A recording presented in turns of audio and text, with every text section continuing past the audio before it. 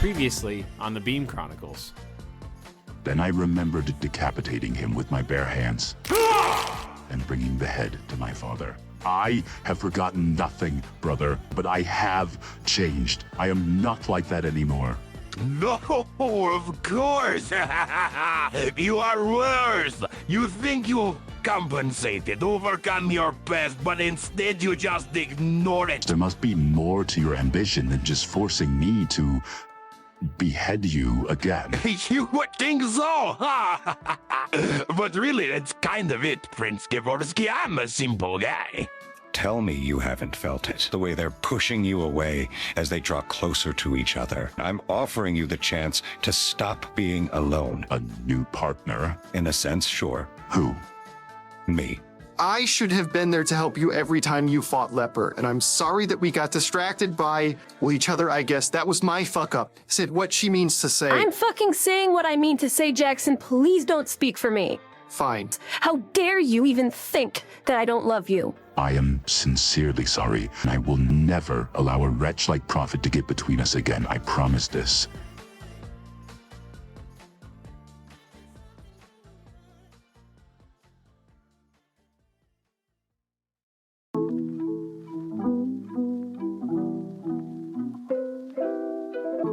These are the Beam Chronicles, with your host, MJ Dooney.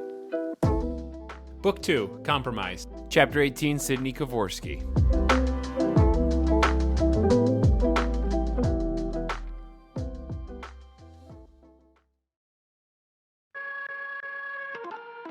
Peter Cranston very seldom did anything to make me forget that I disliked him, but I could confidently say he accomplished that feat whenever he threw a party. Peter threw amazing parties. Perhaps it came with the territory of being so well-connected and knowing so many diversely talented people, allowing him to pull together all the essential party elements: food, entertainment, interesting guests, decorations, and so on.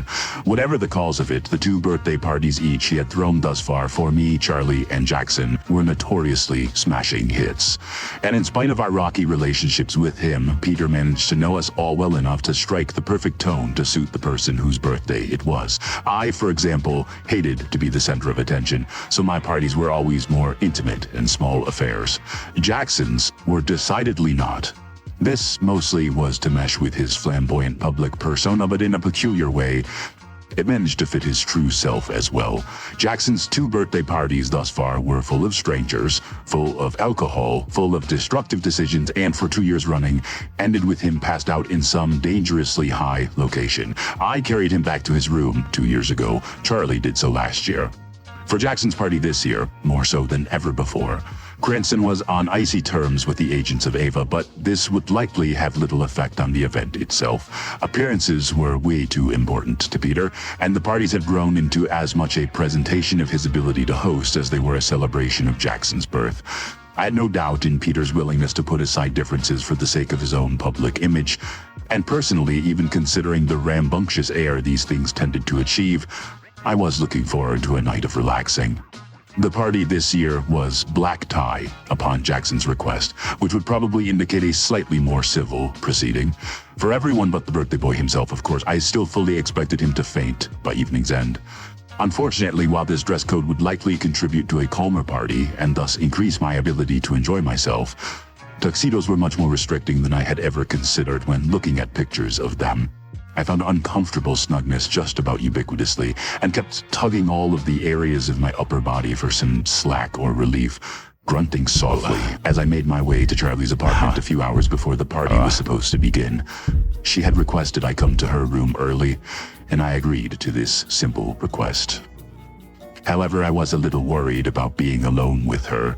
Since the day 2 weeks ago when Prophet tried to convince me to join him in league against them, and I foolishly brought up the concerns he raised in me to my friends. Charlie and I had not spoken about this topic, yet I had developed the sinking suspicion that she wanted, for some reason, to apologize to me. We had somewhat engaged in a game of cat and mouse, her trying to get me alone to do so, and me running away to deprive her of the opportunity. True, she had not yet attempted to make amends for her part in my feelings of isolation, the way Jaxon had, but I knew how difficult such endeavors were for her and wished to spare her of it. Furthermore, the apology would be foolish. I was resoundingly the most wrong in that scenario. If anyone were required to show more remorse, it was me. Just come in, Sid. I heard her call from the bathroom when I knocked on the door to her apartment and it crept open. I'm almost done. Just give me 2 seconds. Ow, fuck. Jesus. Is everything all right, Charlie? I called back. Yeah, all good. I just don't know what the hell I'm doing, but hey, close the door, though, and lock it, all right? I don't want JT coming in prematurely and blowing it. Blowing what, my dear? The surprise. Okay, I guess I'm ready. You sitting down? You better sit down. I sat down. Charlie, this is very suspicious. Should I be alarmed about this or... And the words waiting on the end of my lips vanished almost instantly when the bathroom door opened, beyond the grasp of my brain to ever relocate them. Had I not just heard her speak, say her favorite word, fuck, moments ago, I would not have recognized it as Charlie, and naturally, I had made the connection prior to this that she could not wear her trench coat and boots to a black tie affair, but for some odd reason, I never considered how breathtaking she would look. Judging by her entire ensemble, she had expended quite a solid bit of effort. She walked into the living room in front of me as I jumped to my feet, incapable of staying seated, and clutched my chest. Every inch of her was gloriously and drastically perfected. Even her hair was different, grouped out of the locks, long and straight. I humbly admit I did not know enough about hair care, fashion, or cosmetics to pinpoint specifics about her that stood out the most. Black dress, not locks, heels, makeup. This sort of underwhelming list was the best that I could do. I could not tell you specifically why, but I did know she was the single most beautiful person I had ever seen. Cidney? She nervously raised her eyebrows at me as I dumbfoundedly gaped at her like a fish, incapable of words. Sid, you gonna say something? I maintained my nonplussed reticence as she began to chew her thumb, insecurely grabbing her elbow, then sputtered too rapidly to interrupt. Okay, I know I'm usually super confident or whatever, but I have no idea what the fuck I'm doing, so believe it or not, I'm really uncomfortable and I need you to say something very soon because I'm already starting to freak out and you were supposed Charlie, to— it is absolutely gorgeous. The notion that you would not be confident is, in its entirety, it is fabulous. She sighed, then winced, unconvinced. Hey, you sure? I mean, the hair and... it's not too much? Oh, it most certainly is too much, my dear, but that does not mean you should alter a single aspect of it.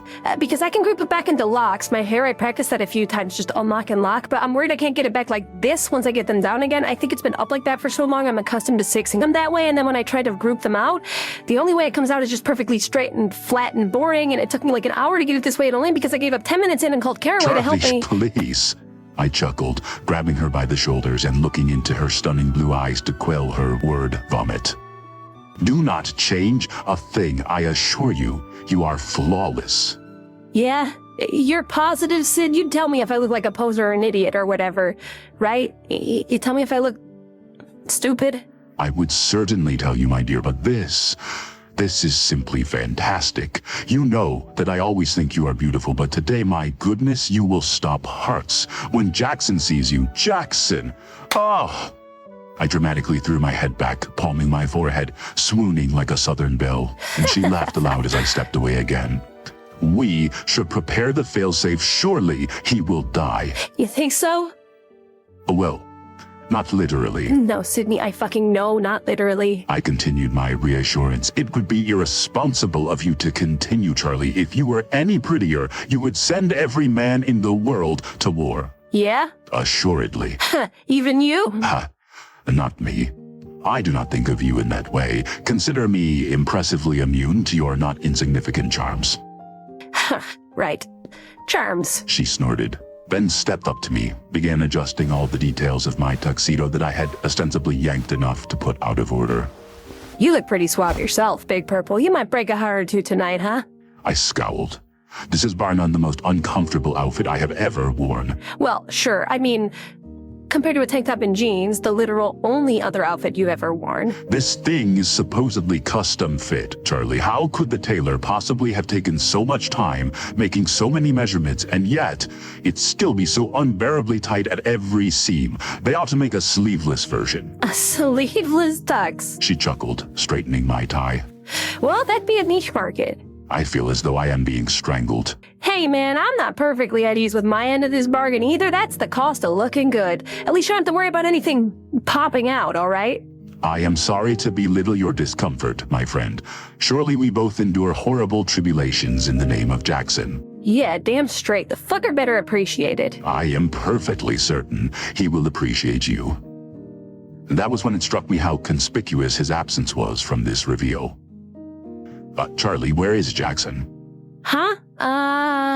She clenched one eye shut and rolled the other to the ceiling, sixing his exact location, though knowing this precisely was not the intent of my question. Getting dressed in his apartment? Why? I meant, why is he not here? Why did you ask for me to come first?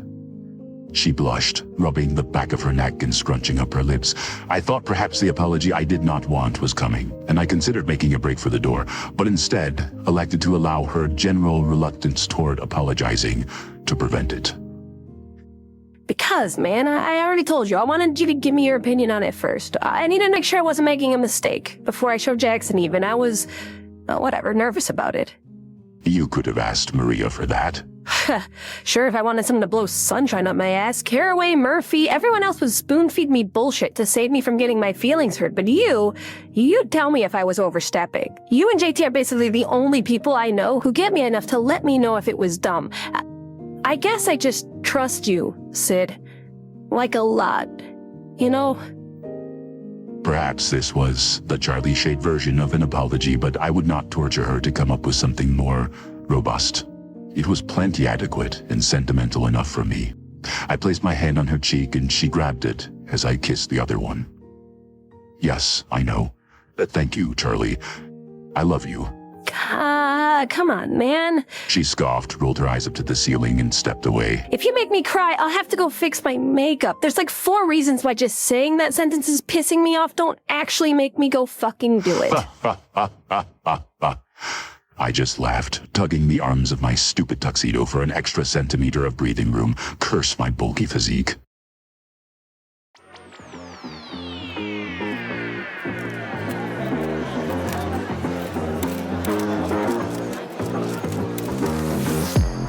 The party was quite pleasant for the most part. Charlie garnered much more notice with her new look than I think she bargained for, but Jaxon had a very good sense of how long she could tolerate the extra attention. He would always step in and drag her away from whomever was talking to her just before I was about to do the same. And in general, he kept the focus of the ordeal on himself for both of our sakes. I was told the food was quite extraordinary. I found it palatable, at the very least tasty, albeit a far cry from chicken nuggets. When I expressed these sentiments to Jaxon, he simply laughed out loud, slapped me on the arm, and told me, Don't say that to any of the chefs, dude. I did not know how to identify the chefs, but because it was his birthday and Jaxon requested it directly, I decided to just tell nobody that I missed my beefaroni. The venue, which was simply the lobby of Beam HQ, spilling out into the main courtyard, was spectacularly adorned with the classiest of decor. Dimly lit crystal chandeliers, black velvet, a grand piano raised on a platform to provide musical entertainment for the night. It all complemented the marble columns, pale white architecture, and the 2-story windows the room already possessed, to a level of sophistication where one might think he had traveled backward in time to a royal ball. Peter Cranston had pulled it off once again. I would have congratulated him directly on another success, but he was constantly surrounded by strange guests with whom he seemed more interested in having false conversation, so all the better that I did not speak to him at all. The 3 of us generally avoided him all night, perhaps as direct compensation for such a lovely soiree.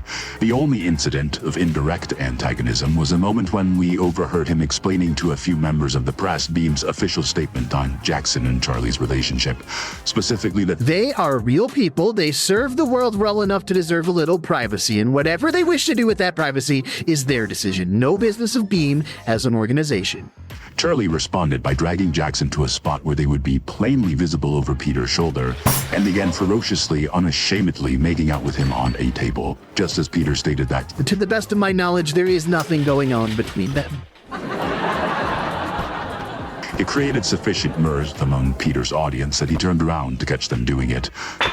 Then with an exhausted sigh, smiled wryly. Well, he is very drunk.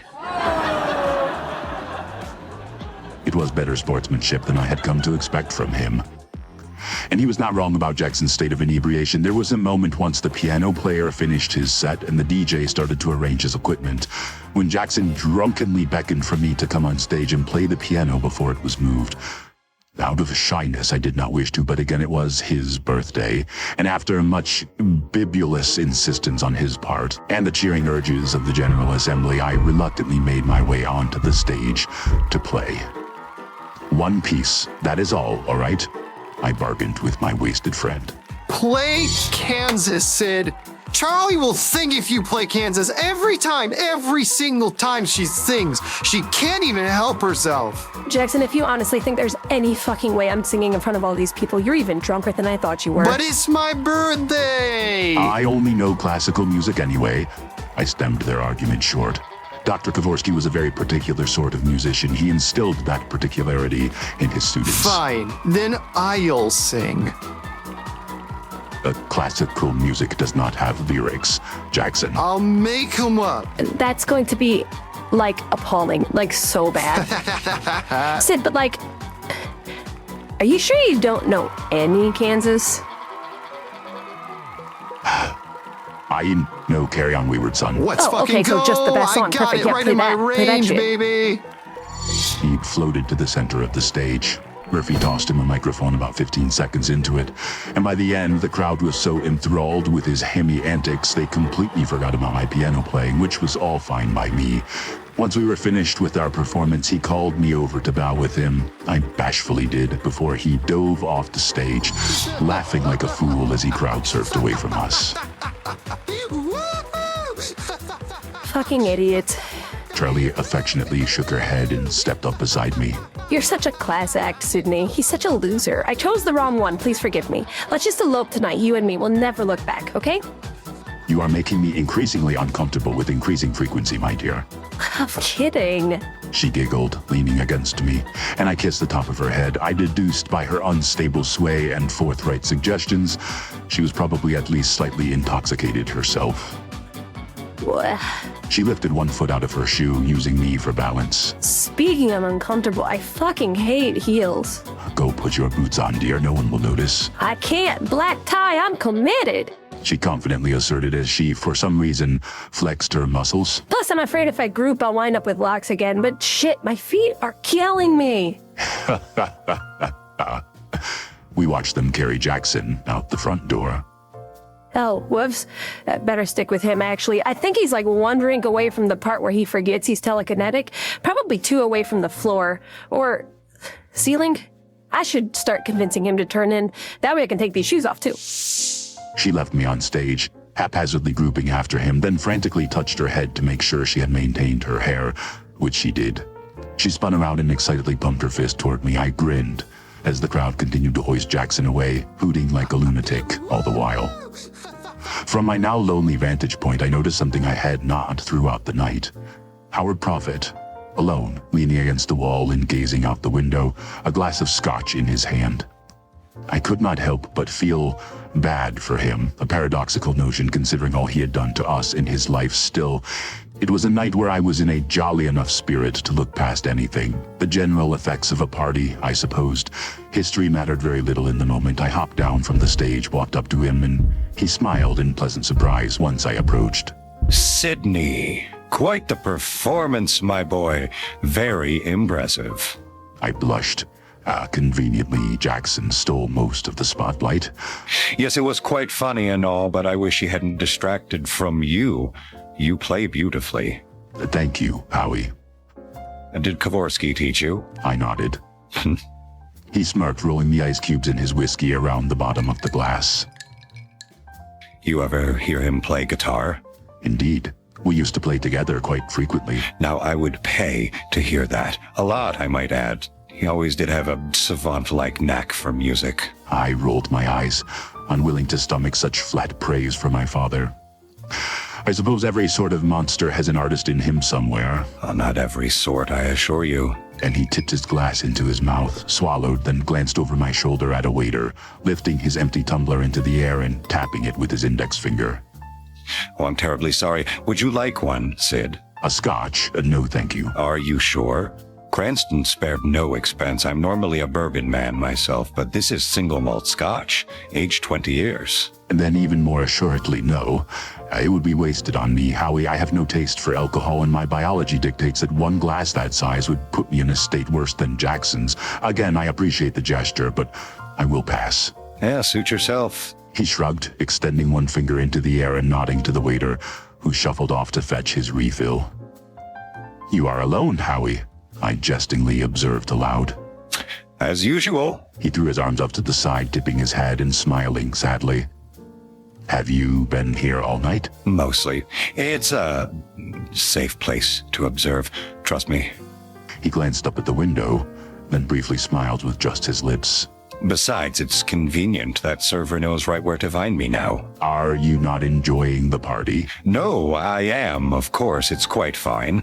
Beautiful, really. Blew my expectations out of the water. Yes, I'm all for the circumstance. Just can't pellet the pump, if I'm being perfectly honest. You'd be surprised how terrible I am at small talk.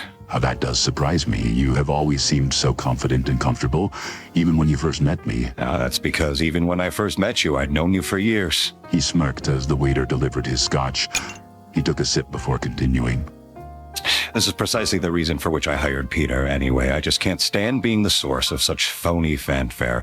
He flourishes in the limelight and represents me well enough, so I'll leave it to him and sulk alone. Keep the air of mystery about me. We are the same in that regard, my friend. I too find much discomfort in being the center of attention. Hey, see that? He brought the glass to his lips. We've got a lot in common. I'd wager we'd make one hell of a team. And as he took another sip of scotch, my stomach churned with guilt.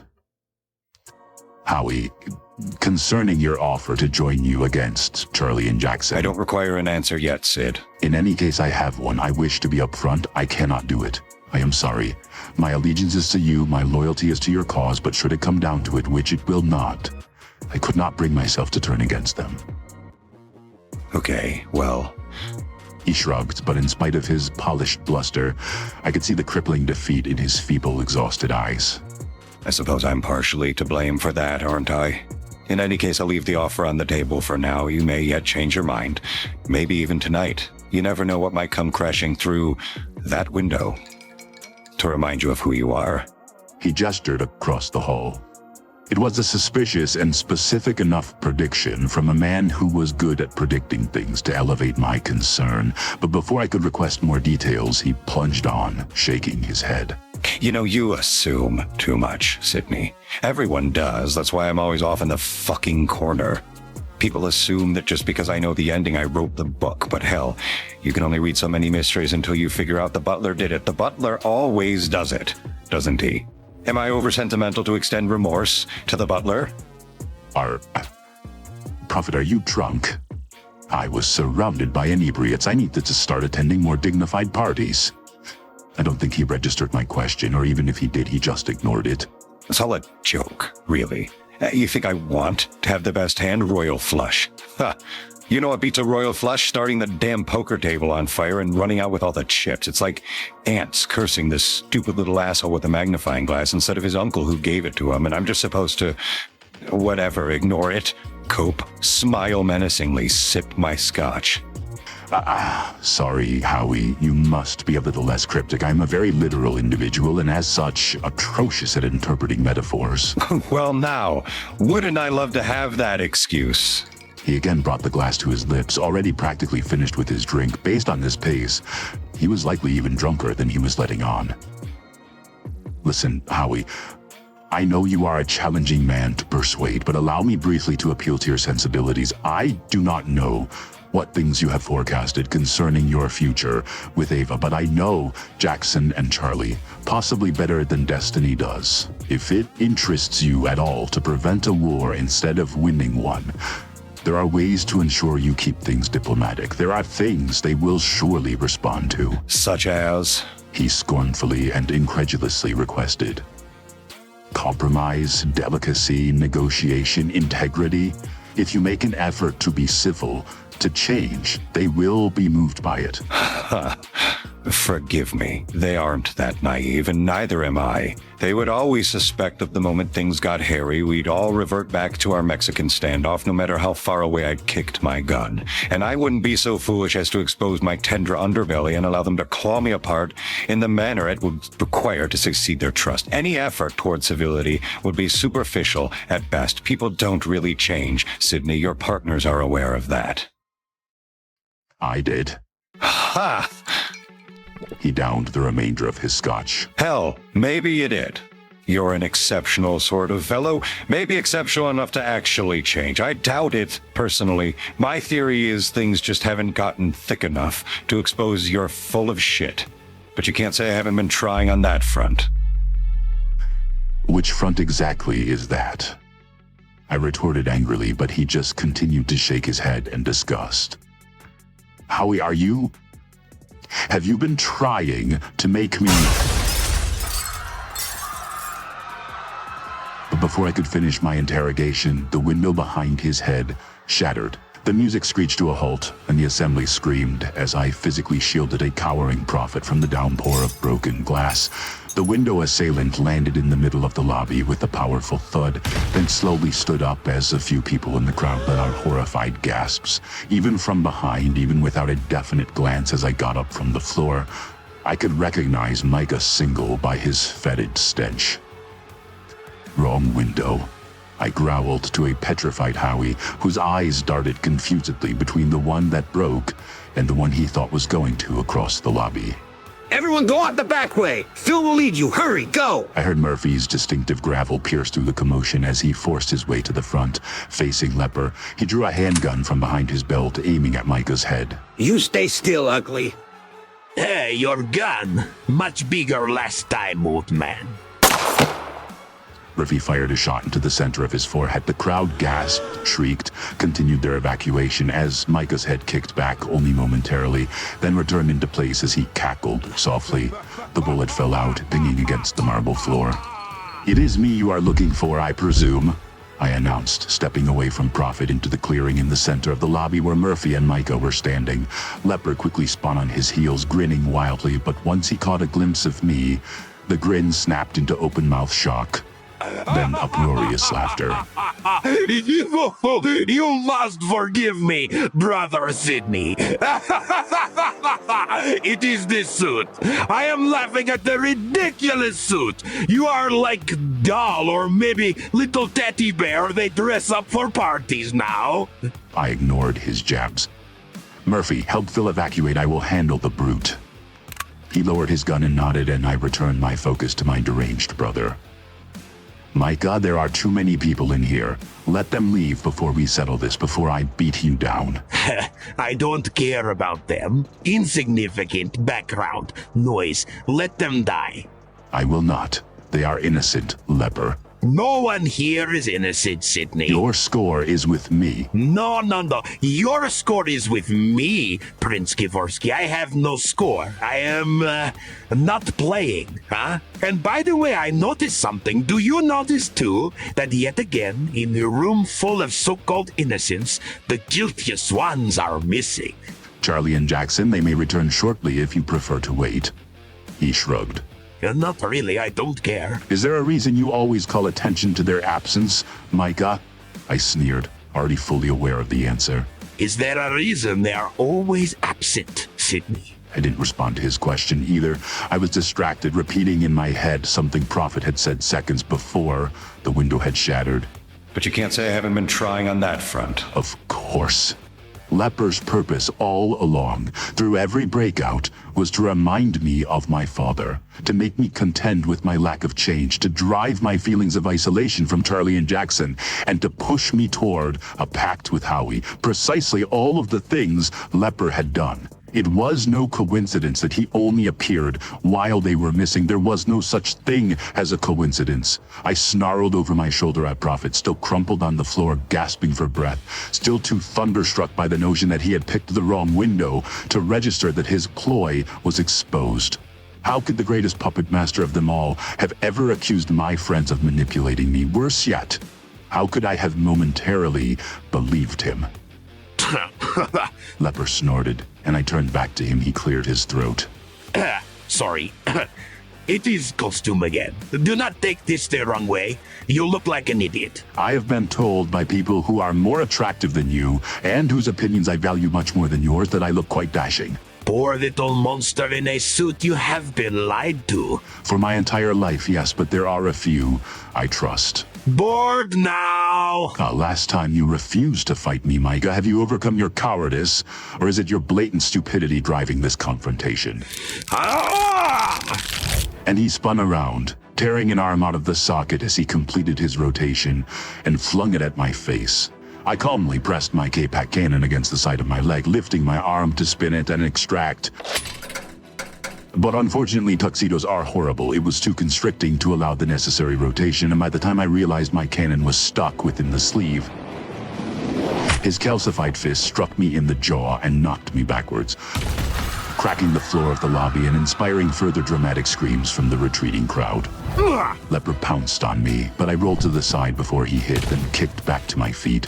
I wanted to tear both sleeves off at the shoulder, but the tux was an expensive gift, and this made me hesitate long enough for Micah to thrust his hands into mine and push.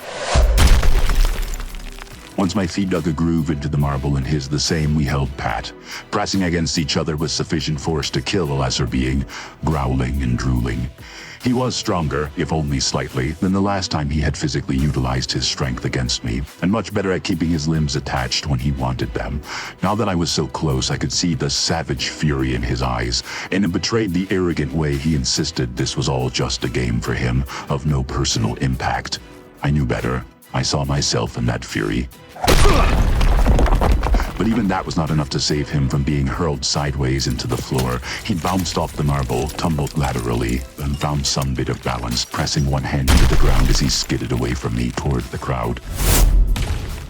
I bounded up to him before he realized his proximity to the retreating innocents, and wrapped my arm around his neck, pulling and dragging him back as he flailed and kicked and elbowed me in the ribs. Our standard position of deadlocked combat. Him too weak to overpower me, me too scared to decapitate him. I could not tolerate another stalemate. So I tossed him away from me, back toward the center of the room. Micah, this is pointless. Do you not see it? Why do you insist on these fruitless challenges when they inevitably end the same? I need to remind you. I can't let you forget. I will never forget, brother. I know what I was. That does not mean I cannot overcome. That does not mean you cannot overcome. Are you not tired of this madness? Do you not want it all to cease? We could be friends. I'm not your friend! He bull-rushed me, snatching one arm out of the socket and bashing me upside the skull with it as he held me by the shirt. This time, I allowed it, for no other reason than to change the pattern, perhaps to demonstrate the futility of it. And he brutally beat me, repetitively across the face as I kept my arms down at my sides, absorbing every blow without so much as a whimper. With each strike, he grunted until spittle flew out of his mouth and the veins in his forearms popped out. I sustained it all until he ceased, panting. Then I kicked him in the chest and he flew across the room, slamming into the wall 10 feet away from Prophet. He slid down to the floor, found his feet, and charged me again, but this time I sidestepped him, snatched his shoulder, threw him back into the ground. Without a moment's hesitation, he rolled onto his stomach, pushed himself back to his feet, prepared to continue the useless dance, the fire in his eyes no closer to extinguishing. Relentless fool. There was no quit in him, which exasperated me enough to frantically implore, Micah, please stop. And he did, if only momentarily, so I spoke again. Honestly, why? You in that suit, you... His lip trembled as he shook his head, clenching his fists. I watched the pulse in his neck as his chest heaved, and then he finally began to speak. You put on your fancy clothes, Cidney. Attend your fancy parties like you belong, like you're a man, and maybe even sometimes you forget you are a monster, but not for long. The demons come back, Prince Kovorski. The demons will always find you. I will always find you. I will not let you forget. Always will I be there. Always to remind you how little you have changed. How ridiculous your disguises are. You are a monster in a tuxedo, brother Cidney. You can hide it from all of these people. You can even hide it from you. But you will not hide it from me. I will not let you forget. You are wrong. I am not the man that I was when you knew me, and I am sorry for what I did to you. I still do not want apologies, Cidney. I still only want your torment. I want to watch you squirm, knowing you are the same beast, the same growling, head-ripping beast now you were back then. I am not. Damn it. I am different. Different? Tell me, brother Cidney. Explain it to me. Beast in a tuxedo. Beyond the disguises. Beyond the parties and the lies. Tell me, equalizer of beam. What is the fucking difference? And I wavered. Prophet's tool of coercion or not, there was a reason Micah always crawled so deeply beneath my skin. There was the right level of truth and justification to his psychotic vendetta, the right poignancy in our history that I could never completely dismiss him. How was I different? I did not know. I had no answer, and I could not decide if it was more prudent to attempt an explanation I did not have, or simply to lash out at him violently some more. So I did neither. There was no difference. Once he discovered my failure to construct an explanation, he released a relaxed sigh. I only caught a glimpse of his victorious smirk. Then his head was ungrouped. The fountain of crimson that erupted from his neck was extravagant enough to draw yet another disturbed scream from the 10 to 15 straggling partygoers all the way in the back of the lobby. And as his decapitated body collapsed to the ground, I saw Charlie in her beautiful dress, drenched in Micah's blood, hair haphazardly regrouped into locks, sneering contemptuously. There's your difference, motherfucker. Charlie. She looked up at me. You got demons, Cidney. Send them my way. I'll slay every single one of them for you. Every fucking one. No matter how closely they follow you, how many times they come back, how badly they torment you. And this one? I should have had this one months ago, but I didn't. And I'm sorry. She stepped over his body, discounting my past entirely. I'm sorry, Cidney. I love you, and I'm sorry, and I cannot believe for even an instant that you would hesitate to tell that asshole exactly where he can stick it when he says you're no different than you used to be. But you did. You hesitated, and it was probably at least somewhat my fault that you did. So whatever. I'm not too good to prove it, or to say it, not to you. You're not the man you once were because you got me now, all right? And Jaxon too, when he's not quite so drunk. I smiled at her caveat. She returned that smile. I love you, okay? Don't fucking doubt it again. I purposefully stepped in her direction, embraced her as tightly as I could, daring the universe to give me a single good reason to let her go. I finally, against any better judgment, let loose my secret, whispering into her ear. Leper is my brother, Charlie. He was a Kovorski. He is my family. No, he's not, Sid. I knew exactly what she meant.